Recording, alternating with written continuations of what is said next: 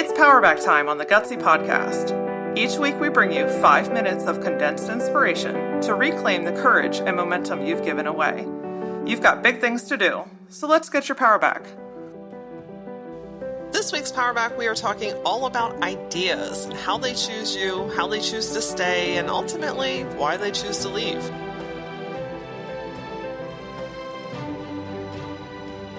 So back when I worked at the Yellow Pages many moons ago, we had this funny saying of caution, low-flying ideas. We were in the creative room, and we were always tasked with coming up with new great ideas to implement into our campaigns. And sometimes the ideas seemed so amazing that they could literally smack you upside the head. Other times, the ideas not so awesome, so right out the window they would go.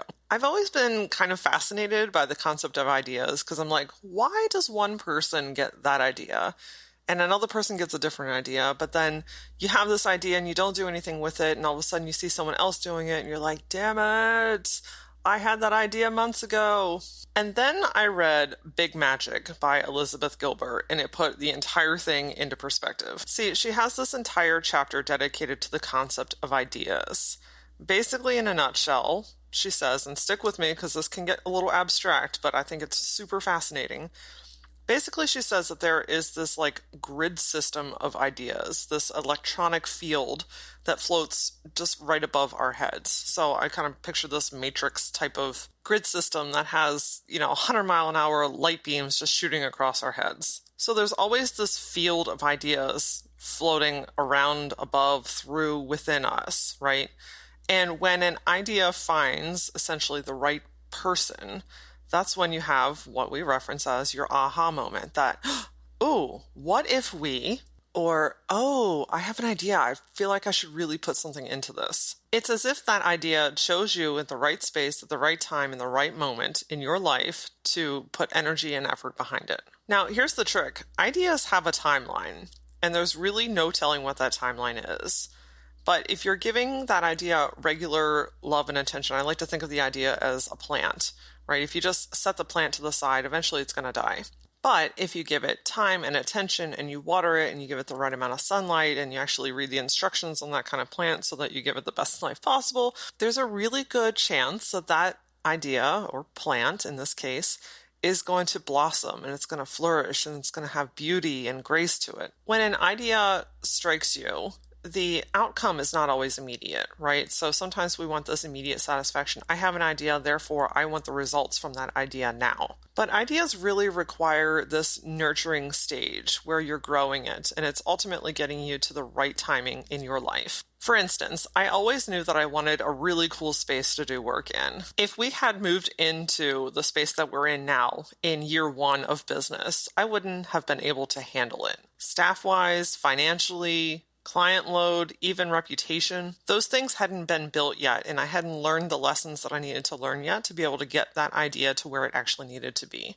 And I'm sure that there are going to be things in your future that if it happened right now, it really just wouldn't serve you the best because you're not yet ready for them. But that doesn't mean that that idea doesn't deserve your time and attention. It means that idea has come to you right now in this space to plant a seed to help you nourish and grow it so that when the time comes, it can come to fruition. Now, every once in a while, we get a really cool idea and we just literally put it on the back burner. Either we're not giving it time and attention or we forget about it because heaven knows that there's 1,000 other things going on every single day. Or sometimes we just simply lose interest in it. And that's okay too.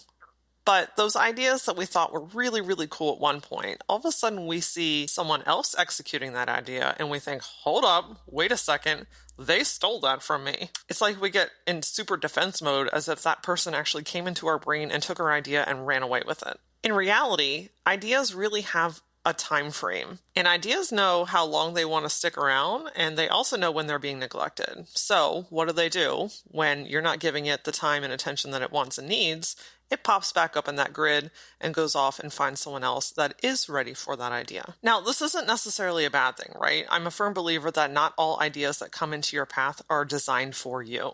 If I executed on 3/4 of the ideas that I have, I would be a mad woman. I do think that sometimes ideas come into our lives to give it a little extra enhancement to pop back up and go over and enhance someone else's life. I also think that it's really important to give your ideas time to kind of marinate within yourself before you go shouting it out to the world. If I look back over my career journey, I think one of the mistakes that I have made is telling too many people too soon, because I can get ridiculously jacked up on an idea concept and then want to tell the entire world, and literally 48 hours later, it has fizzled out and I'm on to the next thing. And it's not because it wasn't a good idea, it just means it wasn't intended for me. This week, I want you to take your power back by re-engaging with those ideas that maybe you planted but didn't exactly sit in the window. Earlier this week, we talked about the fear of success. So what ideas are you actually just afraid of? Or what did you think about a long time ago, but life just simply got in its way? When you think about these ideas or jot them down or talk about it with a trusted person, pay attention to the emotions that you get. Do you get that kind of light and airy butterfly feel, which makes you feel super excited? Or have you just simply lost interest in it? If it's not serving you and it doesn't excite you, let that bad boy go. Let it go off to the right person in the universe.